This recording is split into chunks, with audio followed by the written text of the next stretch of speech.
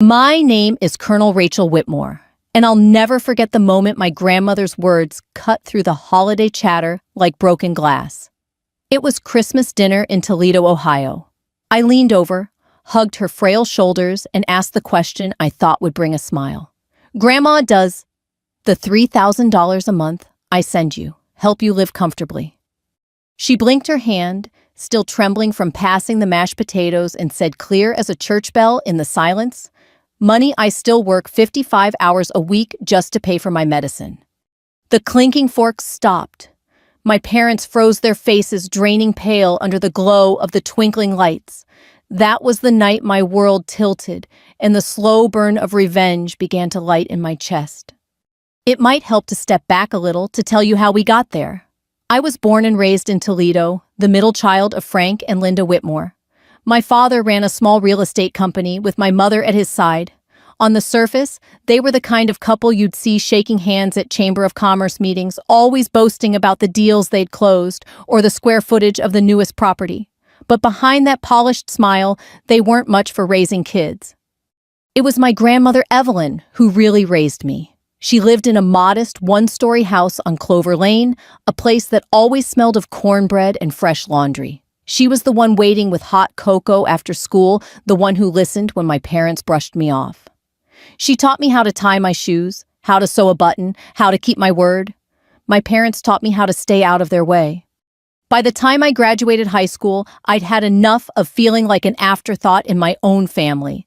I enlisted in the Marine Corps, and for the first time in my life, I found a place where discipline and effort mattered more than whose child you were. From Paris Island to deployments overseas, the Corps became my anchor. Grandma Evelyn was my biggest supporter. Every letter I wrote home, she answered. Every time I came back on leave, she was there at the Greyhound station in Toledo, waving a little American flag she kept in her purse. She told me she was proud that she knew I was meant for more. It was during my rise through the ranks, promotions, training courses, command positions, that I realized something important. For the first time in my life, I had enough. More than enough. The Marine Corps paid me well, and by the time I reached Colonel, I had a steady income with allowances that kept me comfortable, even when stationed stateside. I didn't need much for myself. What I wanted was to make sure Grandma Evelyn, the woman who gave me everything, never had to worry. So 7 years ago, I set up a transfer, $3,000 direct every month. It was supposed to be for her groceries, her prescriptions, maybe even a housekeeper to help with the yard work. I told my parents I was doing it and asked them to help her manage it since she lived under their roof now. They nodded, acting supportive, and I trusted them. After all, they were family. Whenever I called home, Grandma always kept our conversations light. She'd say she was fine, that she had what she needed, and I believed her. She'd sometimes laugh off my questions, telling me not to fuss over an old lady. I thought it was just her being humble. What I didn't realize was that she was carrying a weight she never wanted me to know about. Coming home that December was supposed to be a moment of peace. I hadn't been back for Christmas in years. Military life has a way of pulling you in 10 different directions. But that winter, I was stationed stateside. I drove through the familiar snowy streets of Toledo, past houses glowing with lights, and I felt a pang of nostalgia. My parents' house was all polished marble countertops and gleaming hardwood floors, the kind of place meant to impress more than to welcome. Their business had grown over the years, though I never asked too many questions about how. All I knew was that their Christmas parties were big, loud affairs with neighbors, business partners, and extended relatives gathered around. That night, the dining room was buzzing with laughter. The scent of glazed ham and sweet potatoes in the air. Crystal glasses caught the glow of the chandelier, and everyone seemed caught up in the holiday spirit. Everyone but Evelyn. She sat quietly at the end of the table, her hands folded in her lap, her back slightly hunched. She looked smaller than I remembered, though her eyes were still sharp. When I leaned down and hugged her, I felt how thin her shoulders had become under the wool of her cardigan. I asked the question because I wanted to hear her say she was finally comfortable, finally cared for the way she deserved. I wanted the family to hear it too, to know I'd done something right in this world. Instead, she gave me the truth. That single word, money, echoed in my chest like a gunshot. In that moment, I didn't just hear my grandmother's voice. I heard the years of her quiet suffering, the exhaustion in her bones, the resignation that had kept her from telling me sooner. I saw the tremor in her hand as she reached for her glass of water, and I realized she had been carrying this burden alone, protecting me from it. And when I looked up, I saw my parents' faces. Frank's jaw clenched, Linda's eyes darting away, their skin pale as paper, and I knew, without her saying another word, that they were at the center of it. I didn't say anything right then, not at that table, but something inside me hardened. It was the same cold clarity I'd felt in combat zones the moment before giving an order that would change everything. That night, I made a silent promise I wasn't going to let this go. The Christmas lights blinked on the carols played softly from the radio in the living room, and all I could hear was my grandmother's quiet voice repeating in my head, "I still work 55 hours a week just to pay for my medicine." That was where the story of my revenge began. The morning after Christmas dinner, the house still smelled of cinnamon and leftover ham. The snow outside had crusted into icy ridges along the sidewalk, and the streets of Toledo were quiet in that hushed way they get after a storm. But inside me, there was nothing quiet. I barely slept that night. I kept hearing Grandma Evelyn's voice, her words tumbling through my head like loose gravel money. I still work 55 hours a week just to pay for my medicine. I sat on the edge of the guest bed, staring at the ceiling fan that hadn't been dusted in months, and I felt a heat building in my chest that had nothing to do with the thermostat. I'd served in combat zones, faced insurgents and ambushes, but this was different. This was betrayal in my own bloodline.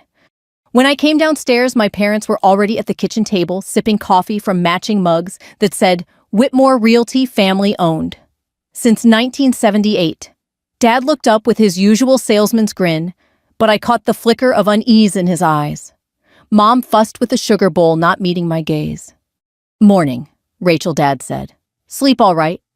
I didn't answer that. Instead, I asked, "Can we talk about what Grandma said last night?" His grin faltered.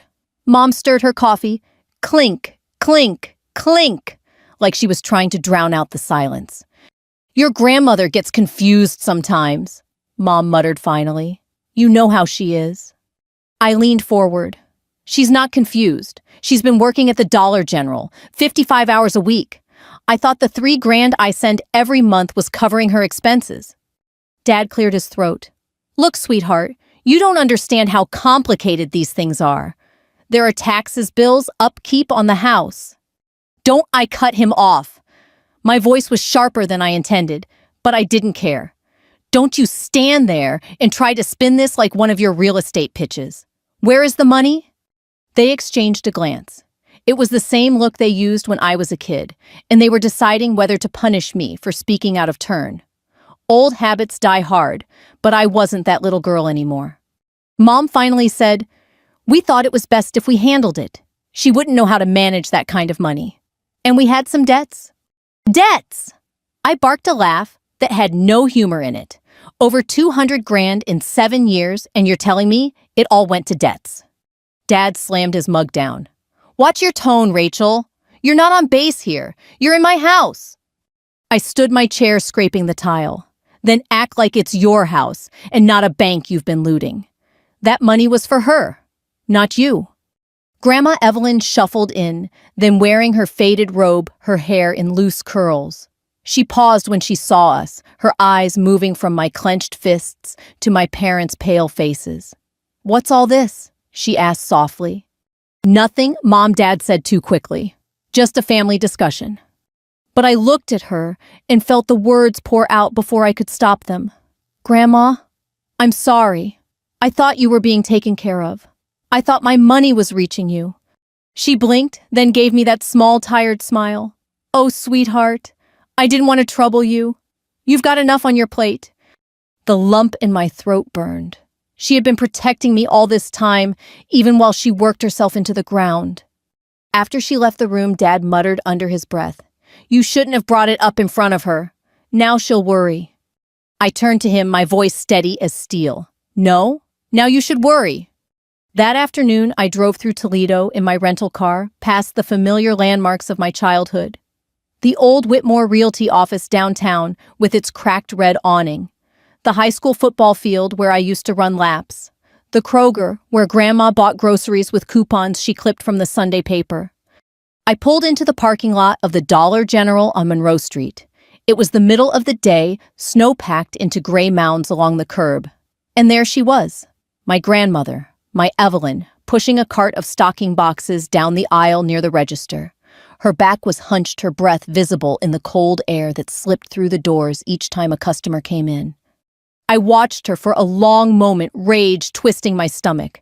This woman who raised me, who gave me love when my parents gave me nothing but neglect, was breaking her body for $9.50 an hour, while $3,000 a month disappeared into my parents' pockets. When she spotted me, her face lit up. "Rachel, what are you doing here?" I hugged her, breathing in the scent of her lavender lotion. "Just came to see you, Grandma." She brushed her hands on her apron. "I wish you hadn't. You shouldn't see me like this." I pulled back and looked into her eyes. "I want to see you exactly like this. Because this isn't right, and I promise you, it's going to change." She didn't ask what I meant, and I didn't tell her yet. But in that moment, standing under the harsh fluorescent lights of that dollar store, I made another vow: my parents weren't going to get away with this. Not in Toledo, not in this lifetime. The streets outside were quiet, the kind of silence that comes before a storm. And I knew I was that storm. The snow was still packed high along the curbs when I drove back from Dollar General headlights, carving tunnels through the late afternoon gloom. My grandmother's tired smile haunted me, her apron stained from restocking shelves, her hands red from the cold. I gripped the steering wheel until my knuckles ached. That night, back at my parents' house, the Christmas tree blinked merrily in the corner, as if mocking the silence in the living room. My father poured himself a glass of bourbon, ice clinking, while my mother busied herself with rearranging ornaments that didn't need rearranging. I sat on the couch, boots planted firm on the hardwood floor, and tried to breathe evenly. I thought about the years of wiring that money. Every month, like clockwork, $3,000 leaving my account. I never missed a payment. I was proud of it. It felt like payback for all the nights Grandma Evelyn stayed up with me when I had fevers, for every packed lunch she made when my parents forgot. I pictured her opening those envelopes of medicine without hesitation, hiring help for the yard, maybe even treating herself to new clothes or a trip to visit her sister in Dayton. But the reality was Dollar General. Fluorescent lights buzzing overhead. 55 hours a week at minimum wage. I couldn't shake the images. I needed answers, and this time, I wasn't going to let my parents dance around them. "Dad," I said, breaking the silence, "I want the records." He looked up, his brow furrowed. "What records?" "The bank records, transfers, every penny that's gone from my account into yours." He set the glass down harder than he meant to. "Rachel, you don't come home after years away and start making demands like you're running an investigation." "Maybe I am," I said flatly. "Because I trusted you, and trust has to be earned back when it's broken." Mom finally turned from the tree, her face pale. "You're overreacting. Your grandmother never complained. She has a roof over her head. Food. That's what matters." My chest tightened. What matters is that she's working herself sick because the money meant for her never got there. And you, both of you, sat here knowing I believed she was taken care of. Dad's jaw worked. He looked like he wanted to yell, but something about the way I was staring at him stopped him. Instead, he muttered, "I'll see what I can pull together." I stood. "Do that. Because if you don't, I'll pull them myself." The next morning, I took my laptop to a small diner off Secor Road, the kind with cracked vinyl booths and coffee that never seemed to stop flowing. The waitress, a woman named Diane with silver hair tucked under a Christmas headband, recognized me in uniform. "Back home for the holidays?" she asked, topping off my mug. I nodded. "Yeah, not exactly the homecoming I hoped for." She chuckled softly. "It never is, honey." Her words settled into me. Family disappointment, maybe it was universal. But this wasn't just disappointment. This was theft. When Dad finally emailed me the statements that afternoon, I sat in that booth until the sun set. and the neon sign flickered on outside. Page after page showed the truth in black and white. Transfers into their joint account, withdrawals for car payments, remodeling expenses, vacations I hadn't even known they'd taken. 7 years, over $250,000. I pushed the laptop back and rubbed my temples. The betrayal pressed heavy against my chest. Evelyn had worked herself raw for prescriptions while my parents sipped cocktails in Cancun. The waitress came by again, refilling my coffee. "You look like you've seen a ghost," she said. I gave her a tired smile, something like that. That night, I went back to see Grandma. She was sitting at her small sewing table, the hum of her old Singer machine filling the room as she patched a pair of mittens. "Grandma," I said gently, "can I ask you something?" She looked up, her glasses sliding down her nose. "Of course, sweetheart. Why didn't you ever tell me about the hours you're working? About not getting the money?" She sighed, setting the mittens aside. "Because you've given me so much already.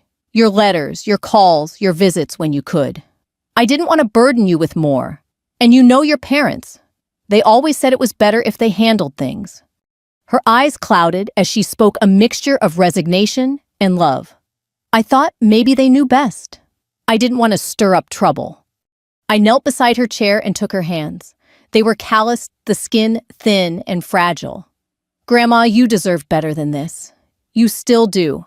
I promise you I'll fix it." She gave me a weary smile. "I don't need fixing, Rachel.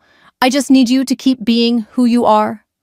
But I knew she was wrong. She did need fixing, not her, but the world around her that had failed her. And I was going to make sure of it. Back at the house later that night, I walked into my old bedroom walls, still faintly smelling of the lavender sachets Evelyn used to tuck into my laundry. I pulled out my phone and scrolled through contacts until I found a name that made my jaw unclench a little: Captain David Granger. We'd served together overseas. A good man. A lawyer, now based in Cleveland. I hit call. He answered on the third ring. "Rachel Whitmore. Haven't heard from you in years. What's going on?" I looked out the window at the snow-covered street, the Christmas lights glowing soft and innocent. "David," I said, "I think my parents have been stealing from my grandmother, and I need to know what can be done about it." There was a long pause. Then his voice turned steady, professional. "Tell me everything." As I did, the pieces fell into place. Elder abuse, financial fraud. Words that sounded clinical, but carried the weight of a betrayal I could feel in my bones. I closed the call with one last thought burning in my mind. This wasn't just about getting justice. This was about giving Evelyn the peace she had earned 100 times over. And I was going to see it through no matter what it cost me. The days between Christmas and New Year's always felt slow in Ohio, like the world itself was catching its breath.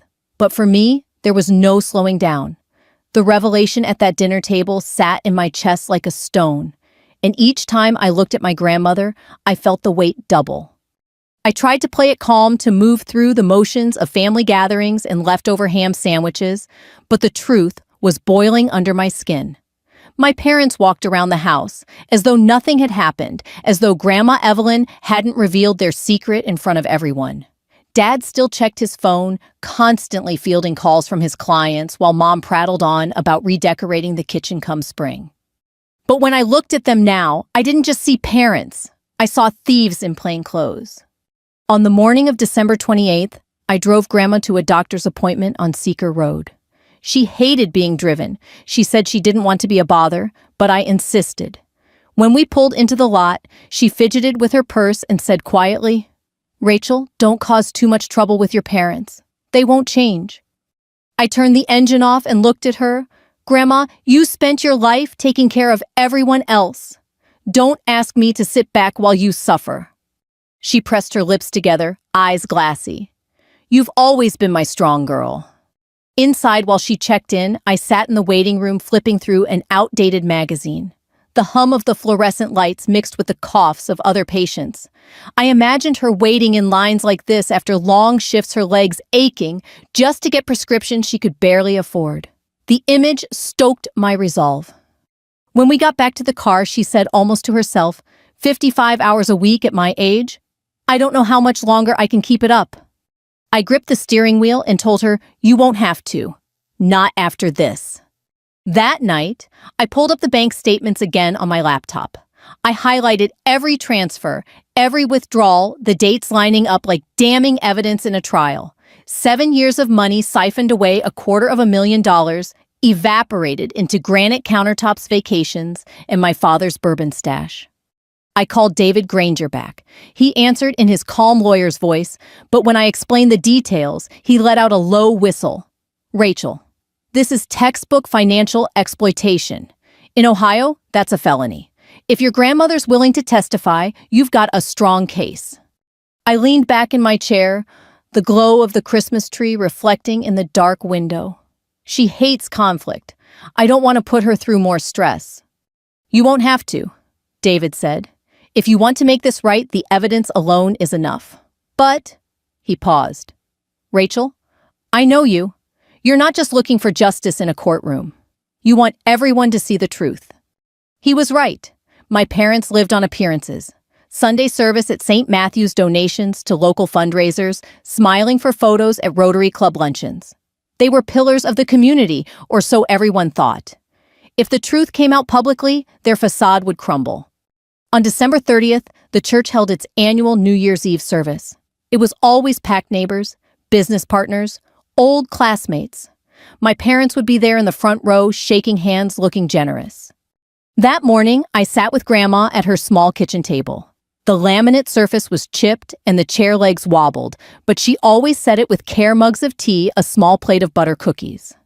I took her hand. "Grandma, I need to ask you something important," I said. "If I stood up and told the truth in front of everyone, would you back me?" She hesitated, her eyes clouded. "It would shame your parents." "They've shamed themselves," I said firmly. "But your truth deserves to be heard. You deserve to rest, to live without this burden. I won't do anything without your blessing." She studied me for a long time, then squeezed my hand. "If you think it's right, then I'll stand with you. I'm tired of hiding." Her voice cracked, but there was strength in it too. New Year's Eve came cold and clear. The church bells chimed as I walked up the stone steps with Grandma on my arm, her wool coat buttoned to the top. Inside the sanctuary, glowed with candles and evergreen wreaths. The pews were filled with familiar faces, neighbors I'd known since childhood, teachers, folks who'd watched me grow up. My parents were already there, smiling broadly, shaking hands near the altar. When they saw us, Dad's smile faltered for just a moment. I guided Grandma to a pew near the front. My heart pounded not with nerves, but with purpose. For years, my parents had hidden behind polite smiles and community standing. Tonight, that ended. When the pastor opened the floor for testimonies and reflections on the year I stood, the room hushed, surprised to see me in uniform. My boots clicked softly against the wooden floor as I walked to the microphone. I began with steady words. "Some of you know me. I'm Colonel Rachel Whitmore. I've spent the last 20 years serving this country, but tonight I'm not here to talk about the Marines. I'm here to talk about family." My parents stiffened in their seats. I looked at Grandma, then back at the congregation. For 7 years, I've sent my grandmother $3,000 a month to help her live comfortably in her old age. I thought she was being cared for. I thought the money was reaching her. Last week, I learned the truth. She hasn't seen a dime. She's been working 55 hours a week at Dollar General just to pay for her medicine. Gasps rippled through the pews. People turned to look at my parents. I let the silence hang before finishing. The money went somewhere else, into accounts and expenses that had nothing to do with her. And I won't stand by and let the woman who raised me suffer in silence any longer. The pastor shifted uncomfortably. My parents' faces were chalk white. The neighbors murmured whispers, rising like a tide. And for the first time, I saw their empire crack. I returned to the pew and took Grandma's hand. Her eyes shone with tears, but her chin was lifted. The truth was out, and nothing would be the same again. The silence after that service stretched long into the night. My parents left the church quickly, heads down, while neighbors whispered in pews and followed them with pointed stares. I stayed behind with Grandma, guiding her slowly down the steps, each crunch of snow underfoot sounding louder than usual. I felt lighter. In one sense, the truth was finally spoken, but the weight of what came next pressed hard on my chest. Back at Grandma's house, we sat in the living room, the small lamp casting a warm glow against faded wallpaper. She looked tired, but her eyes had a steadiness I hadn't seen in years. "You shouldn't have done that, Rachel," she said softly. I turned to her. I couldn't keep it hidden, not after what they did. Her lips curved into the faintest smile. "No, I suppose you couldn't. You've always had that fire in you." Still, I could see the worry etched on her face. She feared the conflict, feared what would come when appearances gave way to consequences. But I wasn't afraid. I'd faced worse enemies than Frank and Linda Whitmore. The next morning, Dad stormed into the kitchen where I was pouring coffee. His face was red, his eyes bloodshot. "Do you have any idea what you've done?" he barked. I set the pot down calmly. I told the truth. "You humiliated us. In front of the whole congregation, clients, friends, our reputation is ruined." "Your reputation was built on lies," I said. I just peeled back the curtain. Mom hovered behind him, wringing her hands. "Rachel, please. We can fix this quietly. People will forget if we just—" I cut her off. "There's no fixing theft with silence. You stole from her. You stole from me. And you'll answer for it." Dad leaned across the counter, his voice low and dangerous. "You think you're some kind of hero because you wear that uniform? But this is family business. You don't drag family through the mud." I held his stare. Family doesn't bleed their own dry. Family doesn't make their mother work 55 hours a week when she should be resting. He flinched just barely, but enough for me to see it land. Later that day, I drove to Cleveland to meet with David Granger. His law office sat on the 12th floor of an old brick building downtown, the kind with squeaky elevators and hallways that smelled faintly of dust and coffee. He greeted me with a firm handshake, his eyes scanning my face. "You sure you want to do this? Once we start, there's no turning back." I nodded. They need to be held accountable, not just for the money, for everything. He motioned me into his office, where piles of case files covered the desk. "I've looked through the documents you sent. It's clear financial exploitation of an elderly dependent. Ohio law takes that seriously. You could press criminal charges, at the very least a civil suit." I exhaled slowly, the words tasting both bitter and necessary. "Do it." David scribbled notes, his voice calm but firm. "It won't be quick. They'll fight it. They'll claim misunderstandings, confusion, even accuse Evelyn of memory lapses. Are you prepared for that?" I thought of Grandma's worn hands, the way she tried to smile through exhaustion. "Yes," I said, "I'm prepared." Back in Toledo, the fallout began quickly. By New Year's Day, whispers had spread through St. Matthews and beyond.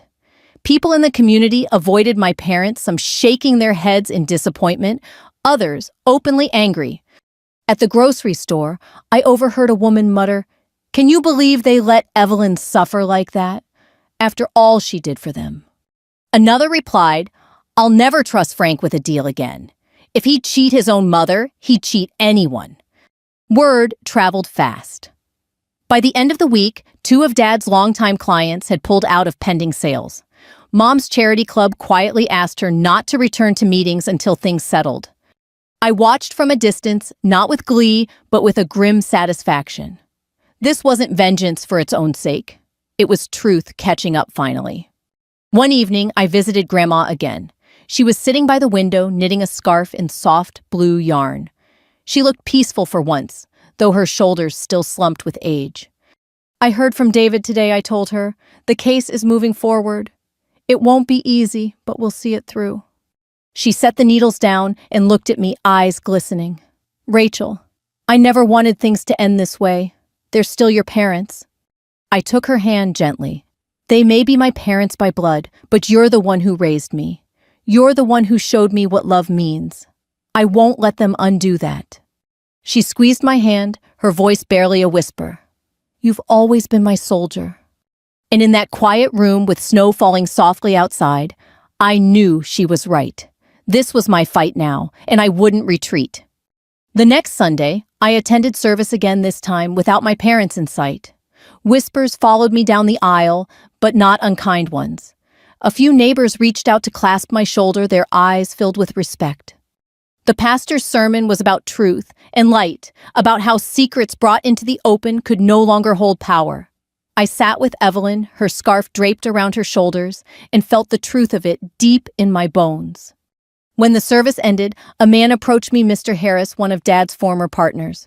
He shook my hand firmly. Took guts to say what you did. Folks around here needed to hear it.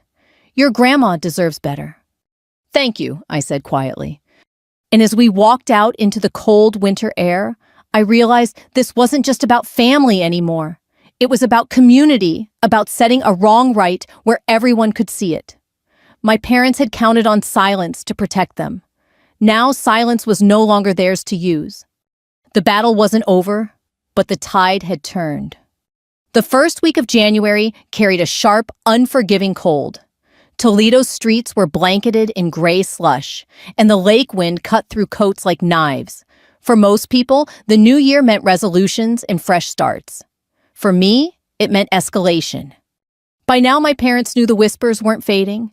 Every Sunday at St. Matthew's, fewer people greeted them. At the diner downtown, friends who once waved now turned their backs. Their phones, once buzzing with real estate deals, stayed eerily quiet. They were unraveling, and I hadn't even brought the law down on them yet. One evening, I drove back to their house. The lights were on in every window, blazing too bright, as if they could force the world to keep noticing them. Inside, I found Dad, pacing the living room, phone clutched in his hand. Mom sat rigid on the couch, her lips pressed into a thin line. "You've destroyed us," Dad said as soon as I walked in. His voice was hoarse. "Do you understand that 30 years of building a business, and in one night, you've ruined it?" I closed the door quietly behind me. "No, Frank, you ruined it the day you decided to steal from Grandma. I just told the truth." His face twisted and he jabbed a finger at me. "Don't call me Frank. I'm your father." I met his stare unflinching. A father protects his family. You exploited yours. Mom finally spoke, her voice trembling. "Rachel, please. Think of what this is doing to us. The stress, the shame. We could lose everything. Everything." I repeated, my voice low. "You mean the money, the cars, the reputation.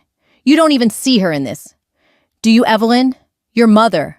The woman you left to break her back at Dollar General while you sipped cocktails in Florida."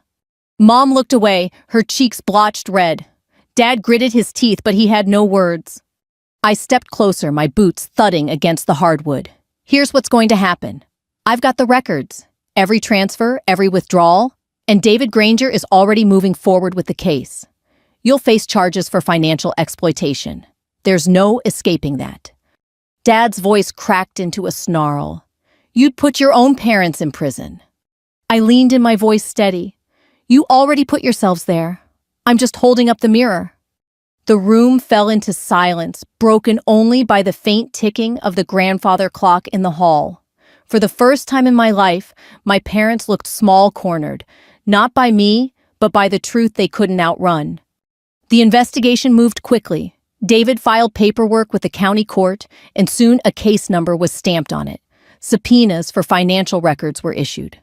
I sat with him in his office, surrounded by stacks of folders and the faint hum of a heater battling the January chill. "Once this hits the docket," David said, adjusting his glasses, "it'll become public record. Reporters will sniff it out. You ready for that?" "Yes," I said without hesitation. "The community deserves to know." He nodded, scribbling notes. "Good. And Rachel, this isn't just about punishment. It's about setting things right for Evelyn. We'll push for restitution, maybe even seize assets if necessary." The thought of it made my stomach tighten. Not because I doubted it, but because I wanted it. I wanted every dollar clawed back, every ill-gotten comfort stripped away until they felt the sting of what they'd done. That night, I sat at Grandma's kitchen table again. She poured us both cups of chamomile tea, her hands steady, despite all the storm I was dragging her into. "Rachel," she said softly, I know you're doing this for me, but don't let it eat you alive. Bitterness is a heavy thing to carry. I met her eyes. It's not bitterness. It's justice.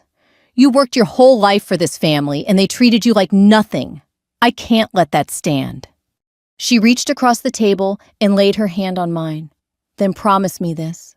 When it's over, you'll let it go. You'll move forward. I swallowed hard, then nodded. I promise.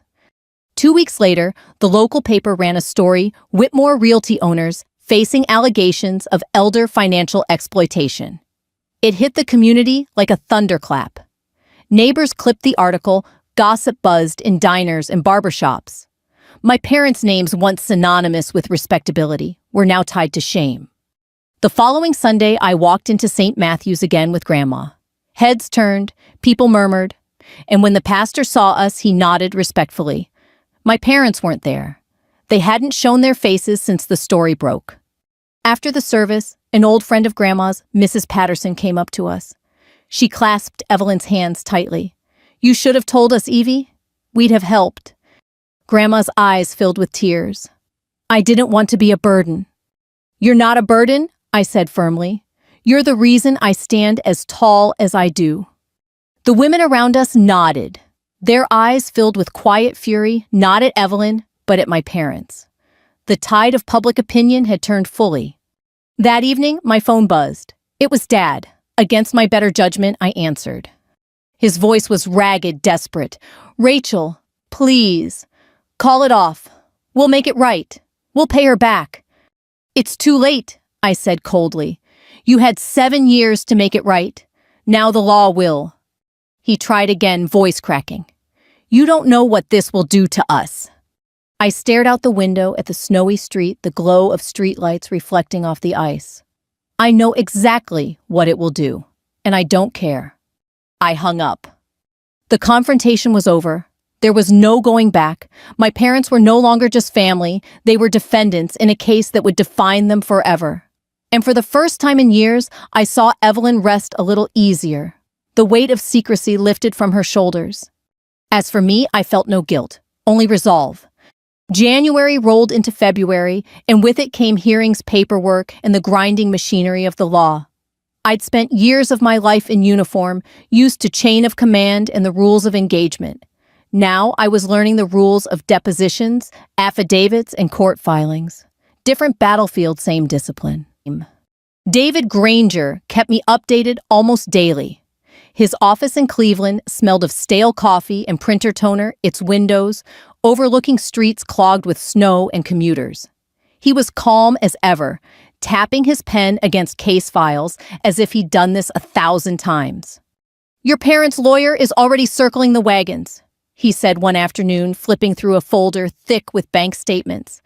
"They'll argue Evelyn gave them permission, that she's forgetful, maybe even that you misunderstood." I shook my head. "She's sharper than anyone in that courtroom. She remembers every detail, and I've got the statements. They don't lie." David gave a small smile. "I figured you'd say that. We'll subpoena.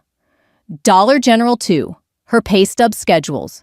When the jury sees a 78-year-old woman logging 55 hours a week while $3,000 disappears from her granddaughter's account every month, that'll speak louder than any lawyer can." Back in Toledo, the air thickened with tension. The local paper ran follow-up stories. The TV news sent a reporter to Grandma's house, though she politely declined to appear on camera. Still, her story spread. People stopped her in grocery aisles, clasping her hand, telling her she deserved better. She blushed and tried to wave it off, but I saw how much it meant. For once, the community saw her, not just Frank and Linda. My parents, meanwhile, were in hiding. Their office downtown shuttered for lease signs, taped in the windows where their proud logo used to hang. I drove past once and saw Mom sitting in the empty lobby, staring at the carpet as though trying to will the past back. Dad was nowhere in sight. One night, Grandma and I sat in her kitchen over bowls of chicken noodle soup. Steam fogged the window behind her, and the smell of thyme and pepper filled the air.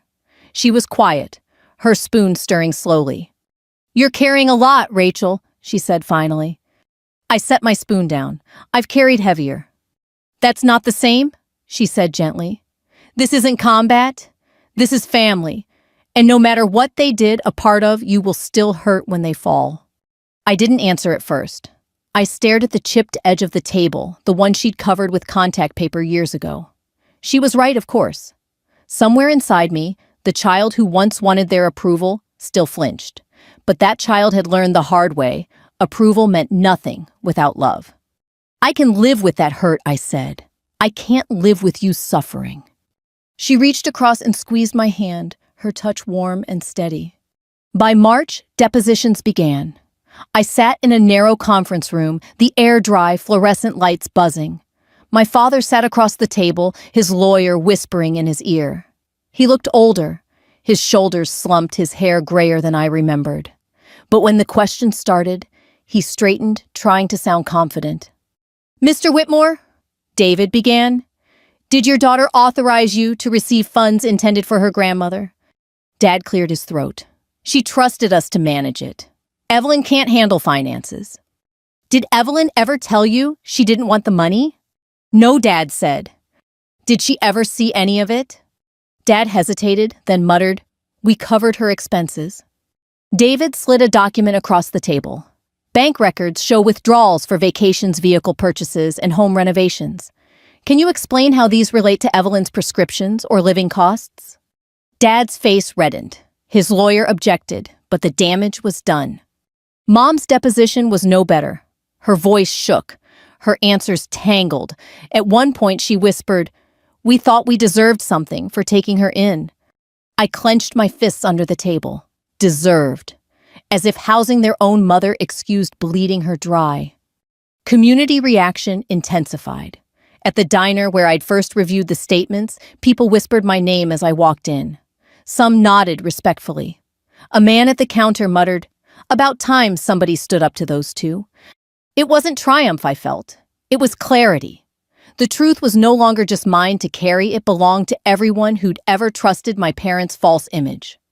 The hearing was scheduled for April. Grandma worried constantly, wringing her hands, asking if she'd have to testify. David reassured her that the evidence was strong, but he also prepared her for questions. She practiced with me at the table, her voice trembling at first, but growing steadier each time. One night after practice, she leaned back in her chair and sighed. "I never wanted to see my own children in a courtroom." I reached over and covered her hands with mine. "You didn't put them there. They put themselves there." She nodded slowly, tears glistening in her eyes. In the weeks leading up to the hearing, my parents called me several times. Sometimes Dad shouted, sometimes Mom pleaded. Once she left a voicemail, her voice cracking. "Rachel, please, we're still your parents. Don't do this." I listened once, then deleted it. On the day of the preliminary hearing, the courtroom was packed. Wooden benches creaked under the weight of neighbors, reporters, and curious onlookers. Grandma sat beside me in her best church dress, her scarf wrapped neatly around her shoulders. When the judge read the charges, elder financial exploitation fraud, the air seemed to shift. My parents sat at the defense table, pale and rigid. David rose to present the evidence transfers. Withdrawals pay stubs, showing Evelyn's endless hours. His voice was steady, measured, but every word struck like a hammer. By the time he finished, I glanced at the crowd and saw heads shaking, whispers passing. The community that once adored my parents now saw them for who they were. I felt no joy in that moment, only a grim kind of justice. The storm had broken, and there was no turning back. The air in the courtroom that April morning was heavy with tension, the kind that sticks to your skin and makes every movement deliberate.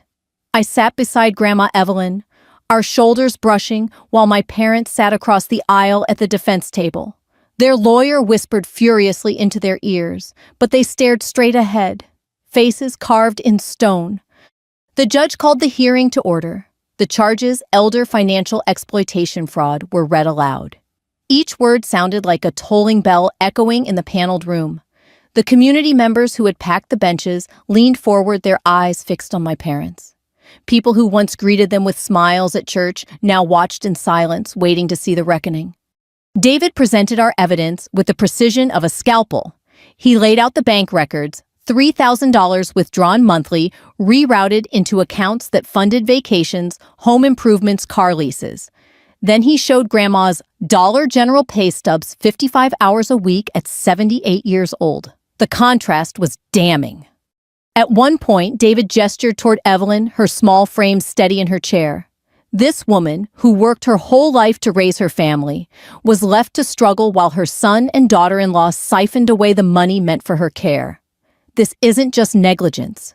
This is betrayal. Gasps rippled through the gallery. My parents shifted uncomfortably, but neither spoke. Their lawyer objected, but the judge allowed David to continue. When it was Grandma's turn to testify, I rose with her and walked her to the stand. She clutched her scarf in trembling hands, but her eyes were clear. The clerk asked her to swear the oath, and her voice, though shaky, carried through the room. David began gently. "Mrs. Whitmore, can you tell the court about your current work schedule?" She nodded, her lips pressed thin. "I work at the Dollar General, 5, sometimes 6 days a week, around 55 hours total." "Why?" David asked softly. Her voice cracked. "To pay for my prescriptions, my heart medicine, my arthritis pills. Social Security only gives me so much. I thought the money Rachel sent was going to cover it, but I never saw a dime." Murmurs spread through the benches. I saw Mrs. Patterson from church dab her eyes with a tissue. David handed her the bank statement printouts. "Do you recognize these deposits? $3,000 each month from your granddaughter." She adjusted her glasses, looked at the papers, then shook her head. "No, I never saw this money. I didn't even know she was sending it until last week." The words hung heavy in the courtroom. When David finished the defense, attorney rose. He was a slick man, with silver hair and a too-polished smile. "Mrs. Whitmore," he began, "isn't it true that your son and daughter-in-law have provided you with housing meals, utilities, that you've lived under their roof for years?" "Yes," she admitted quietly. "And isn't it possible that the money your granddaughter sent was used for those expenses?" Grandma straightened in her seat. "I never asked for granite countertops. I never asked for vacations. All I asked was to have enough to take my medicine and rest in my old age. If that money went to their lifestyle, it wasn't for me." The attorney pressed on, but her words cut sharper than any cross-examination could dull. When she stepped down, I caught her eye. She looked at me and gave the faintest nod. She'd done her part. After the hearing adjourned, the courthouse steps became a stage. Reporters gathered cameras, flashing microphones thrust forward. I hadn't planned to speak, but when I saw the crowd, neighbors, community members, even strangers, I knew silence wasn't an option. I stepped up still in uniform. The cameras clicked. "My name is Colonel Rachel Whitmore. I serve this country with pride. But today, I'm here as a granddaughter. For 7 years, I sent money home to ensure my grandmother lived in comfort. Instead, she worked 55 hours a week at a dollar store while that money was stolen. Not by strangers, by my own parents." Gasps again, whispers, but I pressed on. This isn't just our family's story. It's the story of too many elderly Americans taken advantage of, dismissed, and silenced. Well, not anymore. Not here. Not with her. I gestured toward Evelyn, who stood a few steps behind me, her scarf fluttering in the wind. The crowd erupted in applause. Some shouted, "Amen!" Others shook their heads in disbelief. Behind me, my parents pushed through the throng, their faces pale, reporters chasing them with questions. They didn't answer. They couldn't. That night, I drove Grandma home. The streetlights glowed soft on the snowy sidewalks. Inside her small house, she set the kettle on the stove and sat at the kitchen table with a sigh. "You didn't have to do all that," she murmured. "Yes, I did," I said, "because you deserve to be seen. You deserve justice." Her eyes shimmered with unshed tears. "I only ever wanted peace." I reached across the table, my hand covering hers. "And peace is what you'll have. I promise." The headlines the next day told the story loud and clear. Marine Colonel exposes parents' elder exploitation in court. My parents' names were now synonymous with betrayal, their reputation shattered beyond repair. And for the first time in years, Grandma Evelyn walked through town with her head held high. The battle wasn't done. The trial still loomed, but the truth was no longer buried. It was public, undeniable, and irreversible. And I was ready to finish what I'd started. The trial date was set for late spring. By then, Toledo had shaken off its winter frost, and the streets carried the smell of fresh-cut grass and damp earth. The courthouse loomed against a sky the color of steel, its columns weathered, but unyielding like Evelyn herself. I walked in, wearing my dress blues, the uniform pressed sharp, the rows of ribbons heavy on my chest. Not for show, but for strength. Every time I wore that uniform, I carried my service, my sacrifices, and the promise I'd made to protect what mattered. Today, that meant protecting my grandmother. The courtroom was packed again. Old neighbors, former clients, even strangers who'd read about the case filled the benches. The murmur of voices hushed as the judge entered.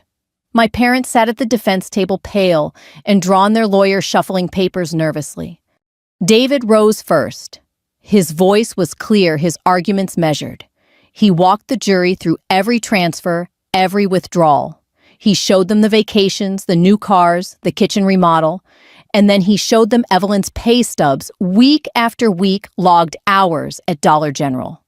When it was my turn to testify, I stepped up to the stand, raised my hand, and swore the oath. My throat tightened, but my voice stayed steady. I'm Colonel Rachel Whitmore. 7 years ago, I set up an automatic transfer of $3,000 a month intended solely for my grandmother's care. I believed she was comfortable cared for. I trusted my parents to manage it because she lived under their roof. I learned only recently that she never saw a dime. While I served overseas, my grandmother worked 55 hours a week at minimum wage just to pay for her medicine. The money I sent was stolen. I paused, letting the words settle. The jury stared back at me, some shaking their heads, others frowning. I've led Marines into combat, I continued. I've seen men and women risk their lives for people they barely knew. And yet, here in my own family, I saw something worse than any enemy could do: betrayal of the most vulnerable. This isn't just about money. It's about dignity. And I won't let it be taken from her again. I stepped down, my pulse hammering in my ears. The defense tried to spin their story. My parents' lawyer claimed the money was used for household expenses that benefited Evelyn. He said my parents had acted in good faith, misunderstood the purpose of the funds. But the evidence was too strong. The jury wasn't buying it. When Grandma Evelyn testified again, her voice was quiet but unwavering. I didn't want to make trouble, she said, looking at the jurors with tearful eyes. They're my children. But the truth is, I never saw that money. I worked because I had to, and I'm tired. I'm too old to carry this weight anymore. There wasn't a dry eye in the room. The deliberation was short. By late afternoon, the jury filed back in.